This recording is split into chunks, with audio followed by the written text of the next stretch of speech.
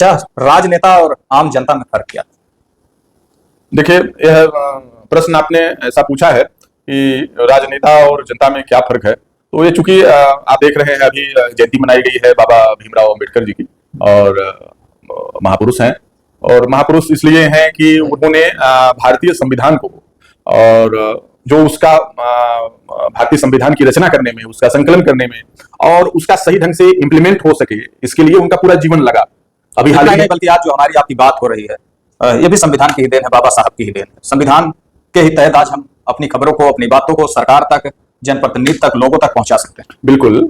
और संविधान ही हमको वह स्वतंत्रता देता है कि हम संविधान के अंतर्गत जो अभी आपने प्रश्न पूछा है कि राजनेता और जनता में क्या अंतर है, फर्क क्या है, तो जनता ही राजनेता को चुनती है। जनता ही चुनती है, बिल्कुल सही। क्योंकि लोकतंत्र में जो सर्वोच्च जो व्यवस्था है, लोकतंत्र में डेमोक्रेसी, अपने भारतीय लोकतंत्र में जो व्यवस्था है लोकतंत्र की, चूंकि जब से देश आजाद हुआ है अपना, और जब से पूरी तरीके से लोकतांत्रिक प्रणालियां काम करने लगी हैं, तभी से जो है ये चुनाव की परंपरा भी शुरू हुई है।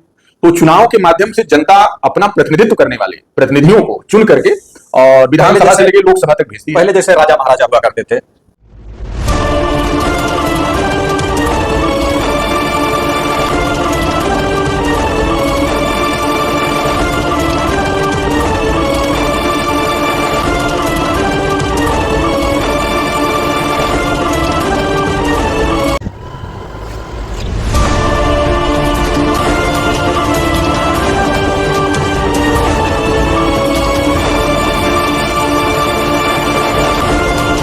बिल्कुल है। देखिए, राजतंत्र तो अब कहने सुनने की बात रह गया है पूरी दुनिया में।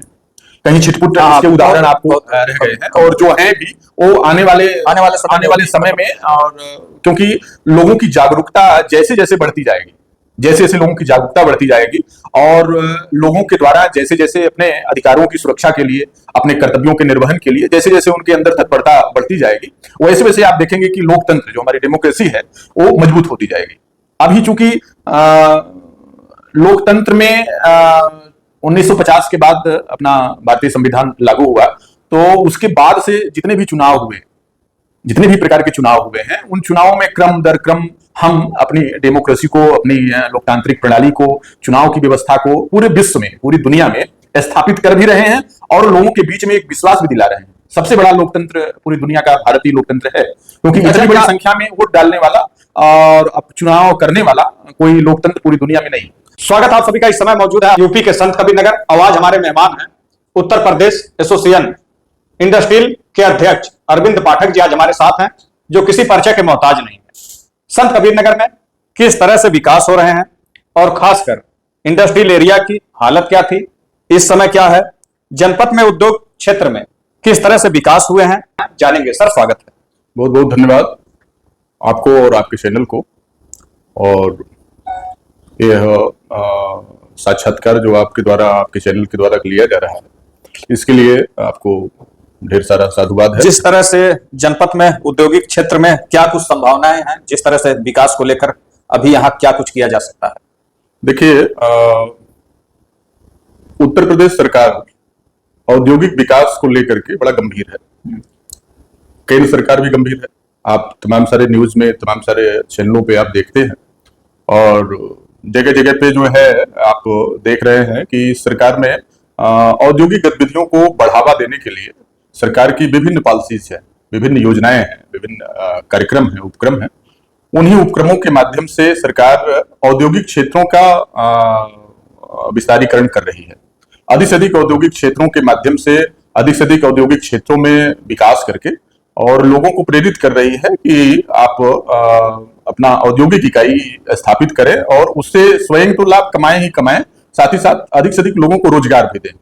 क्योंकि आप देख लीजिए कि कृषि के बाद अगर सबसे बड़ा सेक्टर रोजगार का कोई है हमारे देश में, चूंकि हमारा देश कृषि प्रधान देश है, बिल्कुल, तो अगर कृषि के बाद रोजगार का अवसर कहीं है तो एमएसएमई सेक्टर में है। एमएसएमई सेक्टर का मतलब सूक्ष्म, लघु एवं मध्यम उद्यम से संबंधित जो रोजगार परक औद्योगिक इकाइयां हैं, उनको एमएसएमई कहा जाता है। तो उस सेक्टर में लोगों को रोजगार देने की जो संभावनाएं हैं, तमाम सारे अध्ययनों से, तमाम सारे रिपोर्टों से यह सिद्ध हो चुका है कि कृषि के बाद सबसे अधिक रोजगार देने वाला जो सेक्टर है वो एमएसएमई का सेक्टर है। तो सरकार जान रही है कि लोगों को यदि आत्मनिर्भर बनाया जा सके और लोगों को रोजगार देने की जो मांग निरंतर होती रहती है कि लोगों को रोजगार मिल सके, तो उसके लिए सरकार को निश्चित रूप से एमएसएमई सेक्टर को बढ़ावा देना पड़ेगा और एमएसएमई सेक्टर को बढ़ावा देने के लिए औद्योगिक क्षेत्रों का विकास और उसका विस्तार करना पड़ेगा। जिस तरह से जो लोग औद्योगिक क्षेत्र में अपनी इंडस्ट्री लगाते हैं, तो सरकार की तरफ से क्या कुछ उन्हें व्यवस्थाएं दी जा रही है?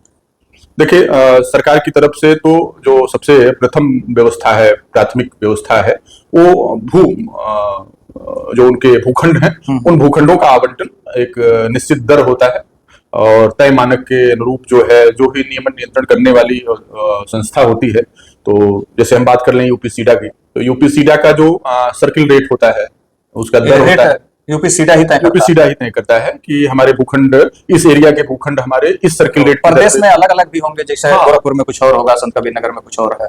हाँ, बिल्कुल है।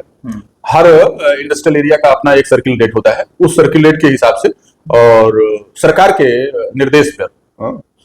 निर्देश पर उन भूखंडों का आवंटन संबंधित विभाग करता है। अच्छा, जिस तरह से देखा जाए कि औद्योगिक क्षेत्र में खासकर अगर संत कबीर नगर की हम बात कर लें, तो या किसी और जनपद की बात करें, तो उद्योग विभाग की तरफ से या तो इन्हें क्या कुछ सुविधाएं मिलती हैं, किस तरह की सुविधाएं मिलती है, ताकि जो लोग उद्योग क्षेत्र में अपने पैसे को खर्च करते हैं, इंडस्ट्री लगाते हैं, जिससे लोगों को रोजगार मिलता है, तो ऐसे में इन्हें सुविधा किस किस तरह की दी जाती है? देखिए, सरकार एक पॉलिसीज ले आती है, हर सरकार ले आती है। तो वर्तमान की जो सरकार है, वो ये सरकार एमएसएमई की एक पॉलिसी ले आई है और औद्योगिक विकास की जो पॉलिसी है, जो उसकी योजना है, उस योजना के माध्यम से जनपद का जो उद्योग विभाग होता है, उद्योग विभाग, वह उसका क्रियान्वयन की नोडल एजेंसी होती है। उन तमाम सारी योजनाओं का क्रियान्वयन करने के लिए उसको नोडल बनाया जाता है, तो उसकी देखरेख करने के लिए, उसका इम्प्लीमेंट सही ढंग से कराने के लिए उनको नोडल बनाया जाता है। तो अब आप ऐसे मोटी मोटा समझ लें कि सरकार विभिन्न अनुदान परक तमाम सारी योजनाएं सरकार के द्वारा संचालित होती हैं, वो इसी उद्योग विभाग के मार्गदर्शन में संचालित की जाती हैं, उनके नियंत्रण में रहती हैं। तो आप एक तरीके से इस प्रकार से भी समझ सकते हैं इस चीज को कि जैसे सरकार चाहती है कि हमारा जो भी हमारी योजना हो, जो भी हमारी पॉलिसी हो, वह निचले स्तर तक जाए, यानी वो धरातल तक पहुंच सके। धरातल। अच्छा, अभी बरदहिया बाजार है, जो आज पूरे एशिया में जिसका नाम है, हमारे इसी खलीलाबाद में है। इसमें विकास के लिए, जिससे लोगों को और रोजगार मिल सके, बरदहिया बाजार में क्या कुछ आपके तरफ से किया जा रहा कि जिससे उसमें विस्तार किस तरह से आप कर सकते हैं? जिस तरह से पिछली खबर में हमारी बात हुई थी कि जिस तरह से सड़कों पे लोग लगाते हैं, खास बात एक चीज आपने देखा होगा कि राष्ट्रीय राजमार्ग है, बाजार के दिन उस पर भी जाम लग जाते हैं। हाँ, स्वाभाविक है, ऐसा ठंडक में ज्यादा होता है, गर्मियों में थोड़ा ये बाजार थोड़ा हल्का होता है, लेकिन ठंडक में तो पूरा का पूरा रोड जाम होता है। और इसको लेकर के मैंने पहले इसके पूर्व के इंटरव्यू में मैंने इस विषय को बताया था कि तब तक जो है इसका डेवलपमेंट नहीं हो सकता है बरदहिया बाजार का, कि जब तक रोड पर, सड़कों पर और बाजार लगवाने की व्यवस्था रहेगी, क्योंकि यह सही ढंग से तभी संचालित किया जा सकता है और इसका लाभ अधिक से अधिक लोगों तक मिल सकता है, अधिक से अधिक लोगों को मिल सकता है कि जब इसके लिए कोई ऐसी जगह चयनित हो कि जहां पर जो है लोगों को आवागमन की भी सुविधा हो और किसी को कोई परेशानी भी ना हो, और लोग अपने उत्पाद को सड़कों पर रखने की बजाय जो है वो अपने काउंटर पे लिए ऐसा कुछ बड़े टाइप में ऐसा कुछ बना दिया जाए मैदान की, जिससे वहां पे सारी व्यवस्था हो और खड़े होते हैं या जो भी चीजें होती है, जो लोग आते हैं खरीदने के लिए, जो कस्टमर होते हैं। अभी यहाँ पे जिस तरह से सड़कों पे रखा हुआ है, लोग आते हैं, जाम भी आप देखे होंगे, सर्विस लाइन पूरी जाम हो जाती है। तो ऐसे में कुछ उनके लिए क्या कुछ बेहतर, क्या पूरे संत कबीर नगर में जिस तरह से देखा जाए तो कहीं इतनी बड़ी एरिया है कि जिस तरह से उसे बनाया जाए? आपको और आपके दर्शकों को हम बता दें कि इसको लेकर के दो पहल की जा रही है और उद्योग विभाग को इस विषय में और शासन को इस विषय में पत्र दिया जा चुका है।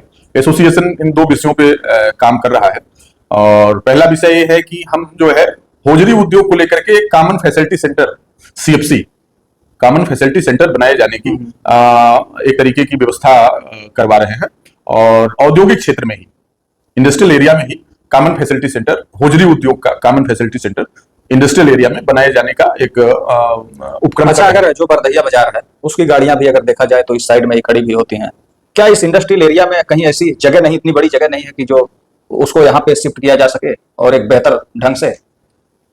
एक प्रस्ताव हमारे द्वारा दिया गया है और अगर उस पर क्रियान्वयन शासन स्तर पे चूंकि होना है कि आपका जो ये ओसवाल फैक्ट्री है, ओसवाल डालडा मिल जो है, इसका जो खाली पड़ा हुआ ग्राउंड है और इस ग्राउंड में एक फ्लैटेड फैक्ट्री बनाने का जो कॉन्सेप्ट सरकार का है कि फ्लैटेड फैक्ट्री बना करके और छोटे छोटे उद्यमियों को, जो छोटे छोटे व्यापारी हैं, और उनको छोटे छोटे भूखंड उसमें उपलब्ध कराए जाएं।